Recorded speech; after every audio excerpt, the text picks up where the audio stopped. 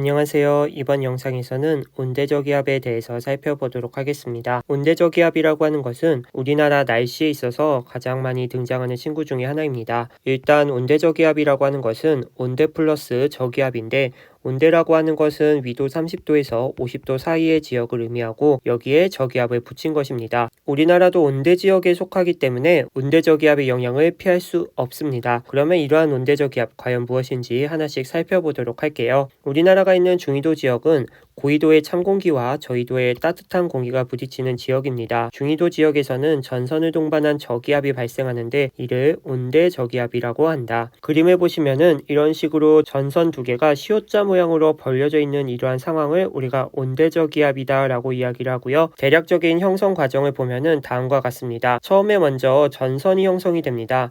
북쪽에서 찬 공기가 내려오고 아래쪽에서 따뜻한 공기가 올라오기 때문에 두 공기가 부딪히게 되고 이것을 우리가 정체전선이 형성이 되었다라고 이야기를 하고, 다음 단계가 파동 형성입니다. 서로 다른 공기 덩어리들이 만났기 때문에 엄청나게 쌓일 것입니다.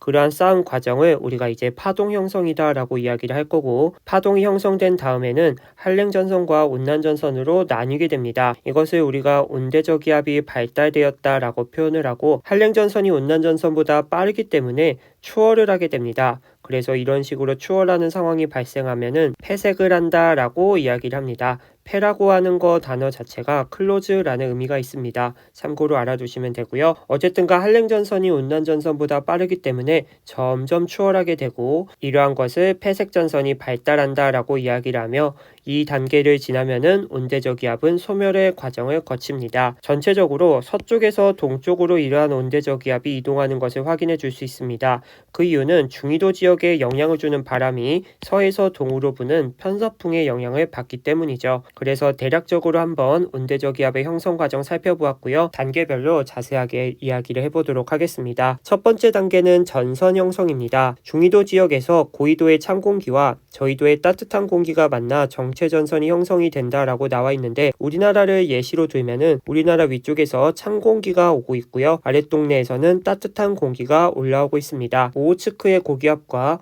북태평양 고기압을 생각해주면은 뭔가 그림을 쉽게 이해할 수 있는데, 오호츠크의 고기압이 있으면은 고기압은 시계 방향으로 바람이 불어 나가기 때문에 지금 그림 상황에서 왼쪽으로 화살표가 있는 거 연결 지어주시면 되고요. 아랫동네에서 북태평양 고기압이 있다라고 생각하면은 마찬가지로 시계 방향으로 불어 나갈 거기 때문에 화살표 방향이 이렇게 되어 있는 거 쉽게 적용할 수 있을 것입니다. 어쨌든 간 이런 식으로 전선이 형성된 다음에 다음 단계가 바로 파동이 형성이 됩니다. 남북 간의 기온차로 인해서 파동이 발생하고 지구 자전 때문에 저기압성 회전이 발생한다라고 되어 있는데, 이 부분은 살짝 어렵기 때문에 우리는 도구적으로만 이해를 했으면 좋겠고요. 윗동네는 차가운 공기가 있는데 찬 공기 자체가 밀도가 따뜻한 공기보다 크기 때문에 아래로 내려오려고 하고, 따뜻한 공기는 위로 이렇게 올라가려고 합니다. 그러다 보니 자연스럽게 파동이 형성이 될 수 있고요. 여기에 지구가 자전을 하고 있습니다. 자전을 하기 때문에 우리가 전향력이라는 것을 생각해 줄 수 있는데, 이것은 대기대순환할 때 더 자세하게 이야기하기 때문에 여기서는 지구 자전으로 인해 회전하는 무언가 힘이 생기구나, 그 정도만 여러분들 생각해 주시면 좋겠습니다. 그리고 이런 식으로 반시계 방향으로 회전하는 우리 회전, 저기압성 회전이라고 우리 생각해 줄 수 있고요. 다음 단계를 보겠습니다. 파동이 형성되고 나니 왼쪽에는 한랭전선, 오른쪽에는 온난전선이 형성이 되어 있습니다. 이러한 단계를 우리가 온대저기압이 발달했다라고 표현을 합니다. 이 시기가 가장 많은 현상을 동반하기 때문에 가장 중요한 시기다라고 생각을 할 수 있고, 가장 많은 문제가 출제되는 곳입니다. 이 부분을 조금 이따 더 자세하게 살펴보도록 할게요. 어쨌든 간 온대저기압이 발달을 하고 시간이 지나게 되면은 한랭전선이 온난전선보다 이동 속도가 빠르기 때문에 추월을 하게 됩니다.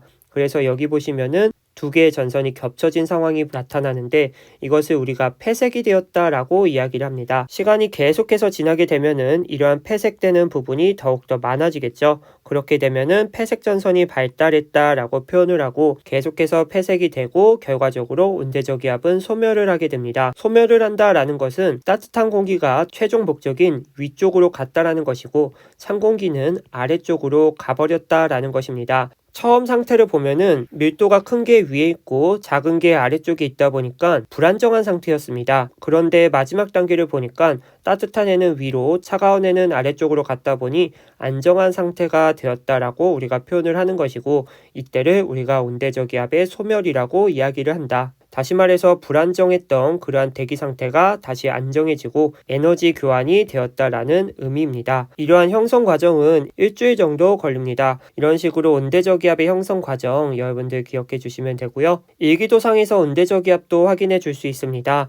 왼쪽에 있는 사진을 보니 정체전선이 형성이 되어 있고, 다음 사진을 보니까 이러한 정체전선에서 파동이 생기고 온대저기압이 발달하고 있는 상황 확인해 줄 수 있습니다. 다른 날의 상황도 한번 보도록 할게요. 왼쪽 사진을 보니 온대저기압이 충분히 발달되어 있습니다. 그런데 시간이 지나니까 한랭전선이 온난전선을 추월해서 폐색을 시작하고 있는 상황 보이시죠? 그리고 시간이 지남에 따라서 서쪽에서 동쪽으로 온대저기압이 이동했음을 우리 확인해 줄 수 있죠. 시간이 지남에 따라서 이동을 하기 때문에 어떠한 일이 일어날지 체크를 해주는 게 가장 중요합니다. 그래서 우리가 관심을 두어야 할 부분은 온대저기압이 이동을 하면서 어떠한 영향을 주는지 알아보는 것입니다. 그러한 영향에는 첫 번째로 풍향이 있고, 두 번째는 기상, 그리고 기압, 이 세 가지에 대해서 초점을 두고 살펴보자 라는 것이죠. 그러면 우리가 가만히 있을 수 없습니다. 직접 온대저기압을 그려서 특징들을 살펴보도록 할게요. 빈 종이에 이러한 온대저기압을 그려보도록 합시다. 문제 상황에서 온대저기압을 보면은 제일 먼저 바람의 방향을 체크해 줄 수 있어야 됩니다. 말 그대로 저기압이기 때문에 반시계 방향으로 바람이 불어 들어가는 모습, 이런 식으로 그려주시면 되고요. 두 번째는 강수구역입니다. 먼저 한랭전선 같은 경우는 한랭전선 뒤쪽에 소나기가 내립니다. 그래서 이렇게 강수구역 표현해 보았고요. 온난전선 같은 경우는 앞쪽에 층운형 구름이 넓게 분포하고 있습니다. 우리가 소나기와 비교해 주기 위해서 넓은 구역에 이렇게 강수구역을 표현해 보도록 하겠습니다. 그래서 이런 식으로 우리가 바람의 방향과 강수구역 체크해 주실 수 있어야 됩니다. 그러면은 이제 위치에 따른 기상현상을 한번 살펴보도록 하겠습니다. 관측자가 C지역에 있을 경우 날씨와 풍향을 한번 체크해 보도록 하겠습니다. 만약 비가 내린다면은 C지역에 있을 경우 넓은 지역에 내리는 이슬비의 형태로 우리가 날씨를 체크해 줄 수 있고, 풍향 같은 경우는 이런 식으로 남동풍의 영향을 받을 것입니다. 그래서 C지역에 있을 경우는 이슬비와 남동풍의 영향을 받을 것이다. 그러면 B지역에 관측자가 있게 된다면은 날씨 같은 경우는 맑다라고 할 수 있고, 풍향 같은 경우는 남서풍의 영향을 받을 것이다 라고 이야기를 해줄 수 있습니다. 날씨 같은 경우는 한랭전선의 앞쪽에 있고 온난전선의 뒤쪽에 있다 보니까 맑을 수밖에 없겠죠. A지역에 있을 경우도 생각해 보겠습니다.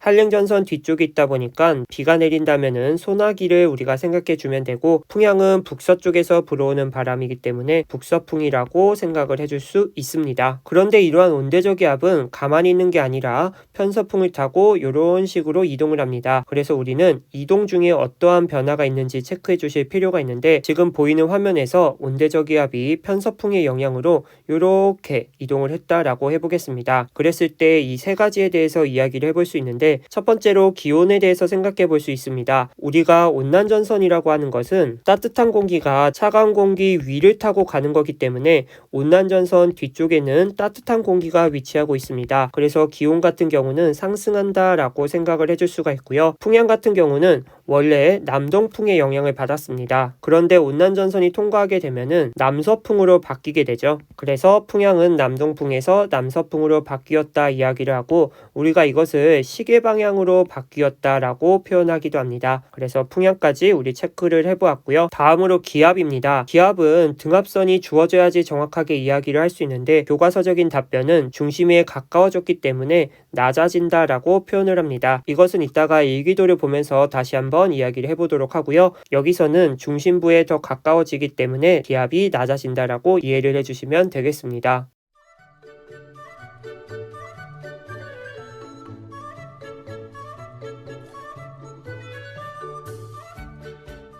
다음 상황입니다. 관측자가 한랭전선과 온난전선 사이에 있다가 이런 식으로 한랭전선이 통과한 상황입니다. 그랬을 때 마찬가지로 세 가지 체크를 해보도록 할게요. 일단 기온 변화입니다. 우리가 한랭전선 같은 경우는 전선 뒤쪽에 소나기가 내리게 되고요. 애초에 이 한랭전선 형성되는 과정 자체가 찬 공기가 따뜻한 공기를 밀어버릴 때 우리가 이야기를 했었습니다. 다시 말해서 한랭전선이 통과하게 되면은 찬 공기가 따라오기 때문에 기온은 낮아진다라고 이야기를 할 수 있고요. 풍향은 통과 전에 남서풍의 영향을 받다가 한랭전선이 통과하게 되면은 북서풍의 영향을 받게 되죠. 마찬가지로 시계 방향으로 바뀌었다라고 표현을 합니다. 마지막으로 기압입니다. 기압은 앞에 거와 마찬가지로 중심으로부터 멀어지기 때문에 저기압으로부터 멀어진다라고 하고 기압은 상승한다라고 이야기를 합니다.